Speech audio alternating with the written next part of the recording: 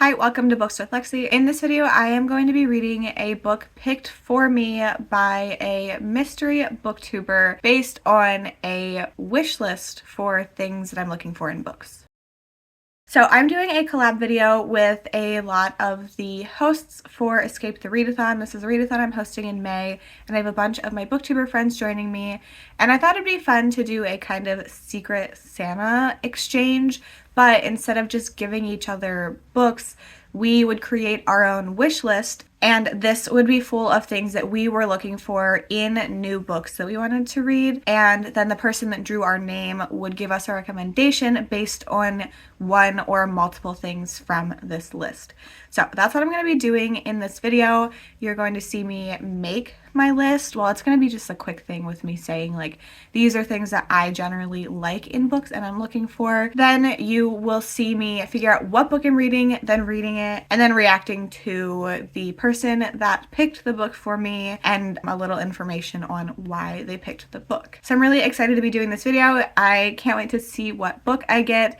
And also I'm really excited to watch everybody else's versions of this video. So everything will be linked in the description for you. I hope you check out everybody's videos. There is a video where I recommended a book to somebody, and then I think all of the other ones are just going to be a lot of fun to watch. Also, if you're watching this in May, it is not too late to participate in Escape the Readathon, which is a team-based competitive readathon where 4 teams are racing to be the one to escape a haunted house. All information for that is linked in the description. Okay, I think that's all the information you need about this. Now I'm going to do my wish list. Okay, so we are using this website called Draw Names. It's what my family uses for our Secret Santa for Christmas.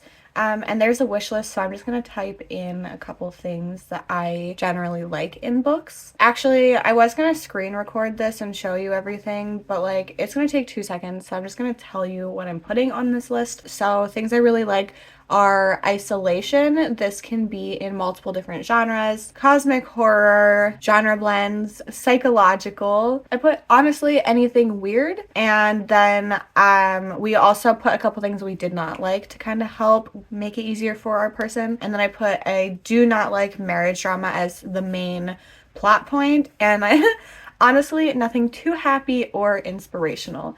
So I have the 5 things that I have on my wish list, and then 2 are things that I like don't really want in the book. So that is my list. I cannot wait to see what book is picked for this, so I will talk to you soon. Okay, I have my email saying that well, it says there's a question about my wish list, but that means that somebody submitted the book for me. So here we go. Oh, interesting. Interesting. I wonder if this was picked because I requested something weird. So, All's Well by Mona Awad. This is one that I had on my radar for a little bit, and then I ended up not necessarily deciding not to read, but I just kept putting it off.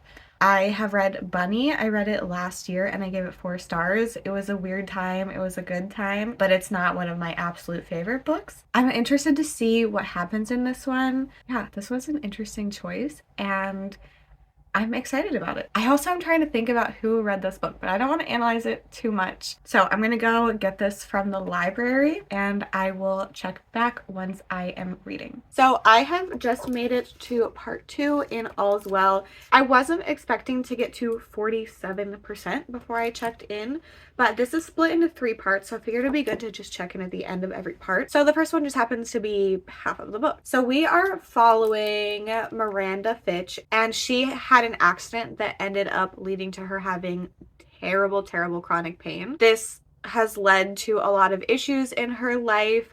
She has issues with relationships. She got divorced, and she works at a local college. She is one of the 2 staff members for the theater department, and it is kind of starting to fail, and she decides that they're going to put on the play All's Well That Ends Well, and nobody likes it. No one's happy with her, and they try to get it switched to Macbeth, but she's not having it, and she's like really attached to All Is Well because she starred in this, and this went so well for her, and I think it was like towards the end of before she started dealing with chronic pain constantly.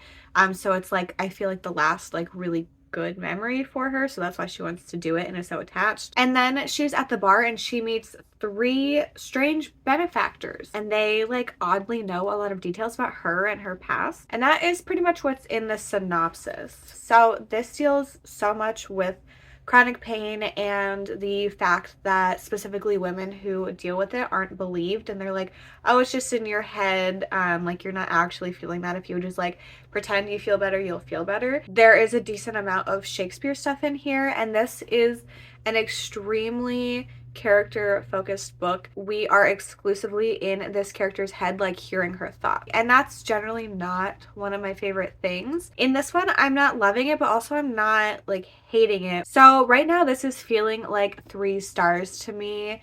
We are just watching our main character suffer pretty much, and like while that is something that so many people go through, sadly, it's not something that is like super interesting to read, but there are some weird things that are starting to happen, and I'm super interested to see what direction this is going to go in.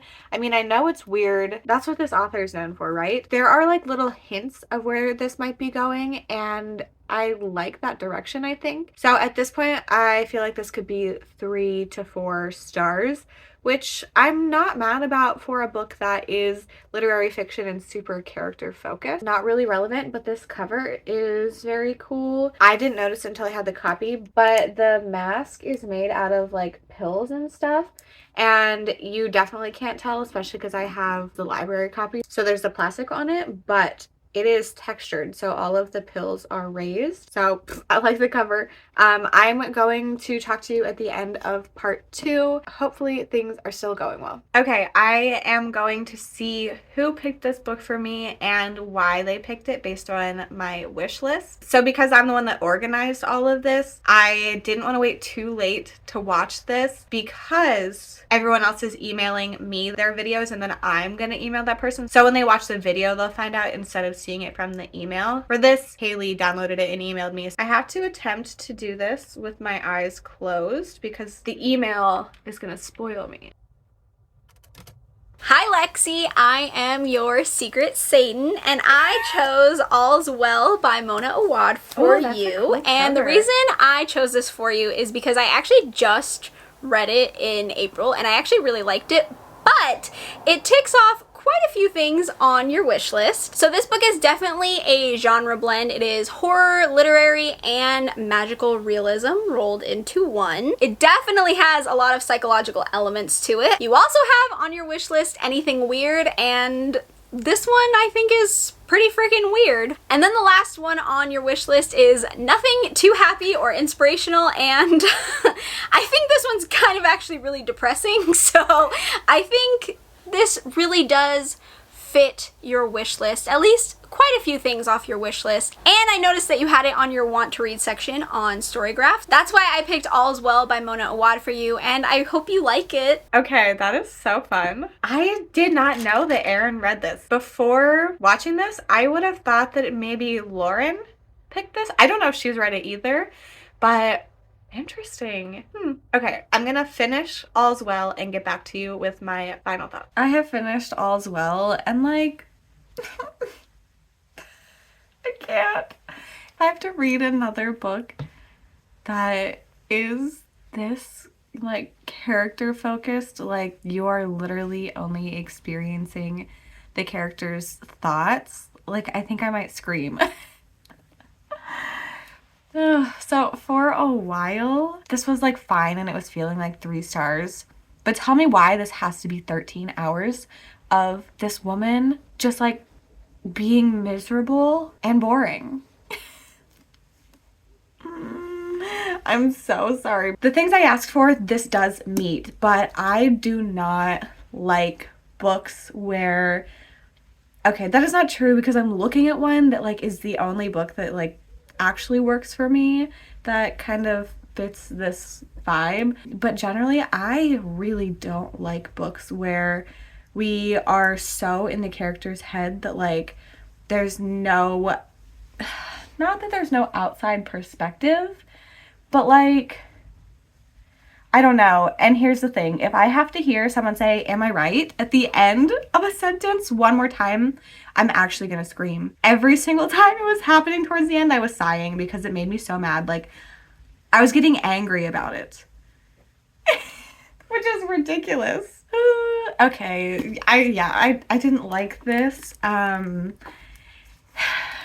This does fit my request of being weird, and it does fit my request of it being psychological and not very happy, and I don't remember what else I put on my list, but I don't like this kind of character-driven book, like 99% of the time, and I've been reading so many recently for videos, and I'm not happy.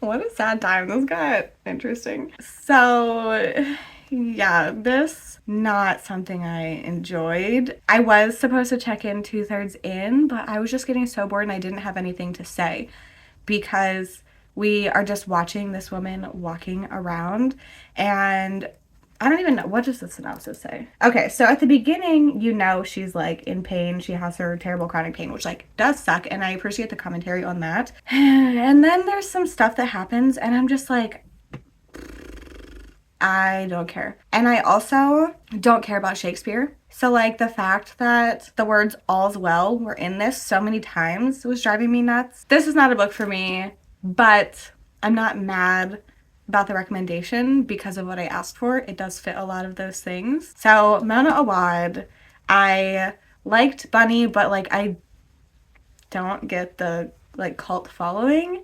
Did not like this, and honestly I don't think I will read from Mona Awad again because her books are too slow, especially this one. Like, not enough happened for me.